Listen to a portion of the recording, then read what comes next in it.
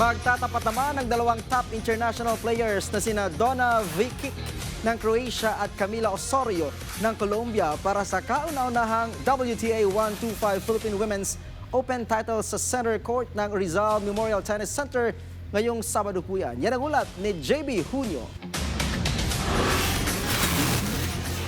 Final clash through the center court. Magtatagpo sa Women's Singles Open Finals ang world number 72 na si Donna Vekic ng Croatia laban kay world ranked number 33 na si Camila Osorio ng Colombia matapos ang magkaibang biyahe patungo sa huling yugto ng torneo. Para kay Vekic, puno ng pagsubok ang kanyang pagpasok sa finals. Sa kanyang semifinal match kontra kay Tatiana Prosorova ng Russia, naantala ang laban dahil sa panahon. Isang hamon na kinailangan niyang malampasan hindi lang sa laro kundi pati sa mental aspect ng kompetisyon. Sa kabila nito, nanatiling kalmado ang Croatian tennis star at naisara ang laban sa score na 6-2 at 6-4. Lalo na sa ikalawang set kung saan sinubok ang kanyang disiplina at consistency.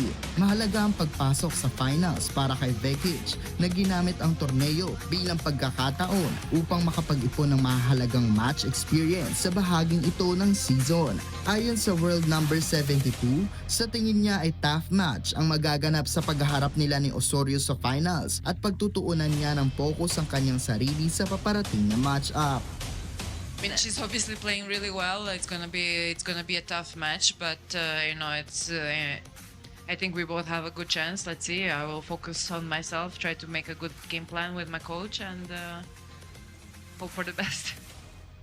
Sa kabilang banda, isang mabilis at dominanteng performance naman ang ipinamalas ni Camila Osorio sa kanyang semifinal match kontra kay Solana Sierra ng Argentina. Sa loob ng 46 minutes, direktang sinelyuhan ng Colombian player ang kanyang pwesto sa finals matapos maghatid ng isang malinis na panalo 6-0 at 6-1 gamit ang agresibong baseline play. Para naman kay Osorio, bagamat itinuturing niya ang paghaharap nila ni Vekic bilang challenge, excited naman siya na ipakita ang kanyang kumpiyansa sa laro, lalo na sa kanyang final appearance sa kauna-unahang WTA Open sa Pilipinas. Well, it's gonna be for sure a challenge.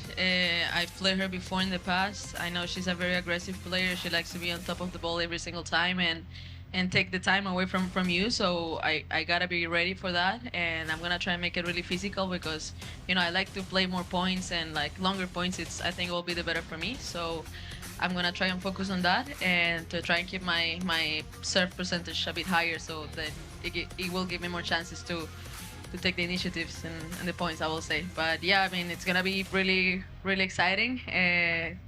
First time in Philippines and making final, it's really nice. So yeah, I'm really happy for that.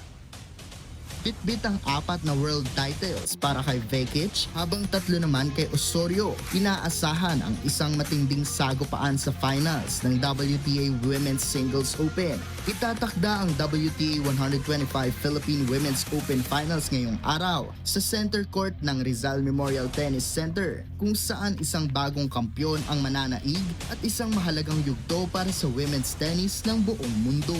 JB Junio para sa Atletang Pilipino, para sa bagong Pilipinas.